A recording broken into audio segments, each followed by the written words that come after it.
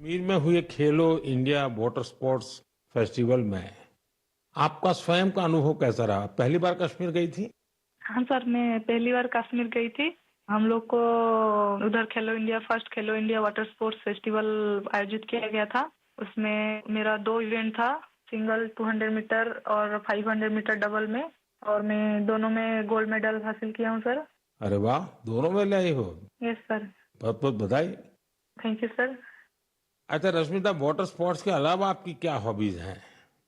Sir, water sports के अलावा sir मेरे को रनिंग बहुत अच्छा लगता है। जब भी मैं छुट्टी में जाती हूँ तब मैं रनिंग के लिए जाती हूँ। मेरा जो पुराना फील्ड है उधर मैं पहले थोड़ा सा फुटबॉल खेलना सीखी थी, तो उधर जब भी जाती थी मैं बहुत रनिंग करती हूँ और मैं फुटबॉल भी खेलती हूँ सर, थोड़ा बहुत। मतलब खेल आपके रगों में है। हाँ सर, मैं जब फर्स्ट क्लास से 10th क्लास तक जब स्कूल में था तो मैं जो भी पार्टिसिपेट करता था उसमें सब में फर्स्ट होता था, चैंपियन होता था सर। रश्मिता, जो लोग आपकी तरह खेलों में आगे बढ़ना चाहते हैं, अगर उनको कोई संदेश देना है तो आप क्या दोगी? सर, बहुत सारे बच्चे, उनको घर से निकलना भी मना होता है, और लड़की हो बाहर में कैसे जाओगे, और किसी किसी का पैसा का दिक्कत की वजह से वो लोग खेल छोड़ रहे हैं। और ये जो खेलो इंडिया का स्कीम हो रहा है उसमें बहुत सारे बच्चों को पैसा का भी मदद मिलता है और बहुत सारे बच्चों को बहुत सारे हेल्प मिल रहा है। उसके वजह से बहुत सारे बच्चे आगे जा पा रहे हैं। और मैं बोलूंगी सबसे कि खेल को छोड़ो मत, खेल से बहुत आगे जा सकते हैं। तो खेल तो एक खेल है, लेकिन उसमें शरीर का हर अंश स्वस्थ भी रहता है, और खेल को आगे लेके इंडिया को मेडल दिलवाना हमारा कर्तव्य है सर। चलिए रश्मिता जी, मुझे बहुत अच्छा लगा। आपको फिर से एक बार बहुत बहुत बधाई। और आपके पिताजी को भी मेरी तरफ से प्रणाम कहिएगा, क्योंकि उन्होंने इतनी कठिनाइयों के बीच भी एक बेटी को आगे बढ़ने के लिए इतना प्रोत्साहन दिया। मेरी बहुत बहुत शुभकामनाएं हैं। धन्यवाद। Thank you sir. जय जगन्नाथ। जय जगन्नाथ सर।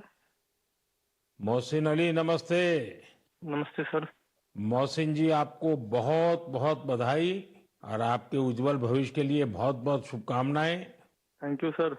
मोहसिन, आपने पहले खेलो इंडिया वाटर स्पोर्ट्स इसका फेस्टिवल, और उसमें भी सबसे पहला गोल्ड मेडल जीतने वाले आपको कैसा लगा? सर बहुत ही खुश हूँ मैं। मैंने गोल्ड मेडल जीता है खेलो इंडिया में, जो पहली बार हुआ है यहाँ पर कश्मीर में। लोगों में क्या चर्चा है? बहुत ही चर्चा है सर। पूरी फैमिली खुश है अभी। आपके स्कूल वाले? स्कूल वाले भी सब खुश है। कश्मीर में सब बोलते हैं आप गोल्ड मेडलिस्ट हो। तो आप तो बड़े सेलिब्रिटी बन गए। Yes sir. अच्छा, वाटर स्पोर्ट्स की रुचि कैसे बनी और उसके फायदे क्या नजर आ रहे हैं आप? पहले बचपन में मैंने देखा वो बोट चलती हुई वहाँ पर डल लेक में। पापा ने बोला आप करोगे? मैं कहा, हाँ मुझे भी शौक है। मैं भी फिर गया वहाँ पर सेंटर में मैडम के पास। फिर मैम ने मुझे सिखाया, बिल्किस मैम ने। अच्छा मोहसिन, पूरे देश के लोग आए थे, पहली बार वाटर स्पोर्ट्स का कार्यक्रम हुआ, और वो भी श्रीनगर में हुआ, वो भी डल झील में हुआ। इतने सारे देश के लोग आए तो वहां के लोगों को क्या फील होता था? बहुत ही खुशी है सर। सब बोल रहे अच्छी जगह है, पूरा अच्छा है यहाँ पर, फैसिलिटी सब कुछ अच्छी है। सब यहाँ पर सब कुछ अच्छा रहा खेलो इंडिया में। तो आप कहीं खेलने के लिए कश्मीर के बाहर गए हैं कभी? इससे मैं भोपाल गया हूँ, गोवा गया हूँ, केरला गया हूँ, हिमाचल गया हूँ। अच्छा, फिर आप तो पूरा हिंदुस्तान देख लिए है। Yes sir. अच्छा, ये इतने सारे खिलाड़ी वहां आए थे, यस सर। तो नए दोस्त बनाए कि नहीं बनाए? सर बहुत दोस्त बना दिए। एक साथ भी घूमे हम यहाँ पर, डल लेक में, लाल चौक में, पूरे जगह घूमे हम सर। पहलगाम भी गए थे। यस सर, पूरी जगह। देखिए, मैंने तो देखा है कि जम्मू कश्मीर में स्पोर्ट्स टैलेंट बड़ा गजब का है जी। Yes sir. हमारे जो जम्मू कश्मीर के नौजवान है, वो देश का नाम रोशन करे, इतना सामर्थ्य है उनके अंदर, और आपने करके दिखाया है। सर मेरा ड्रीम है ओलंपिक में मेडल जीतना, वही ड्रीम है। वाह, शाबाश। वही ड्रीम है सर। देखिए, आपसे सुन करके ही मेरे तो रोंगटे खड़े हो गए। सर अभी वही ड्रीम है मेरा, ओलंपिक में मेडल जीतना, देश के लिए नेशनल एंथम बजाना, बस वही ड्रीम है मेरा। मेरे देश का एक मजदूर परिवार का बेटा इतने बड़े सपने देखता है, मतलब ये देश बहुत आगे बढ़ने वाला है। सर बहुत आगे बढ़ने वाला है। हम शुक्रगुजार है इंडिया गवर्नमेंट का, जिनने इतना यहाँ पर खेलो इंडिया के यहाँ पर पहली बार हुआ है सर। अभी तो तुम्हारा स्कूल में भी जय जयकार चलता होगा। Yes sir. चलिए मोहसिन, मुझे बहुत अच्छा लगा आपसे बात करके, और मेरी तरफ से आपके पिताजी को विशेष रूप से मेरा धन्यवाद करना, क्योंकि उन्होंने मजदूरी की जिंदगी जी करके भी आपकी जिंदगी बनाई है, और आपने अपने पिताजी के शब्दों पर बिल्कुल आराम किए बिना 10 साल तक तपस्या की है। ये खिलाड़ी के लिए बहुत बड़ी प्रेरणा होती है, और आपके कोच को भी मैं बहुत बधाई देता हूं कि जिन्होंने आपके पीछे इतनी मेहनत की। मेरी तरफ से बहुत बहुत शुभकामनाएं, बहुत बहुत बधाई भैया। Thank you sir. नमस्कार सर। जय हिंद।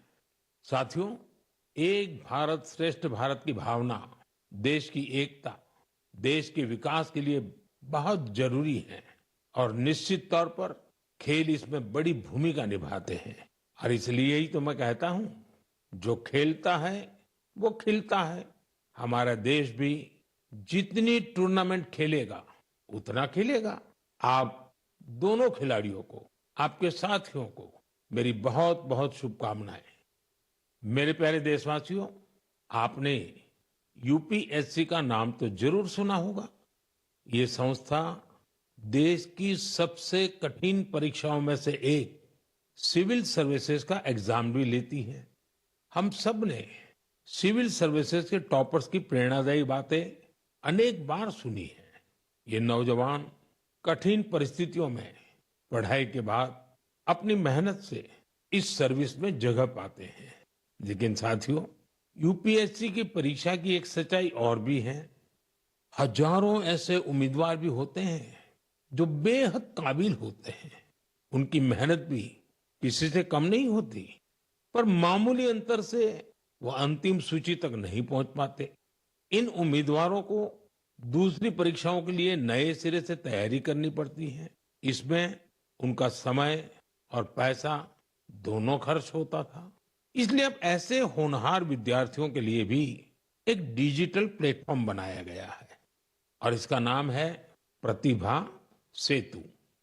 प्रतिभा सेतु में उन उम्मीदवारों का डेटा रखा गया है जिन्होंने यूपीएससी की अलग अलग परीक्षाओं के सभी चरण पास किए, लेकिन अंतिम मेरिट लिस्ट में उनका नाम नहीं आ पाया। इस पोर्टल पर 10,000 से ज्यादा ऐसे होनहार युवाओं का डेटा बैंक मौजूद है। कोई सिविल सर्विस की तैयारी कर रहा था, कोई इंजीनियरिंग सर्विस में जाना चाहता था, कोई मेडिकल सर्विसेज के हर पड़ाव को पार कर चुका था, लेकिन फाइनल में उसका सिलेक्शन नहीं हुआ। ऐसे सभी उम्मीदवारों की जानकारी अब प्रतिभा सेतु पोर्टल पर उपलब्ध कराई जा रही है। इस पोर्टल से प्राइवेट कंपनियां इन होनहार स्टूडेंट्स की जानकारी लेकर उन्हें अपने यहां नियुक्ति दे सकती है। साथियों, इस प्रयास के नतीजे भी आने लगे हैं। सैकड़ों उम्मीदवारों को इस पोर्टल की मदद से तुरंत नौकरी मिली है, और वो युवा जो मामूली अंतर से रुक गए थे, अब नए आत्मविश्वास के साथ आगे बढ़ रहे हैं।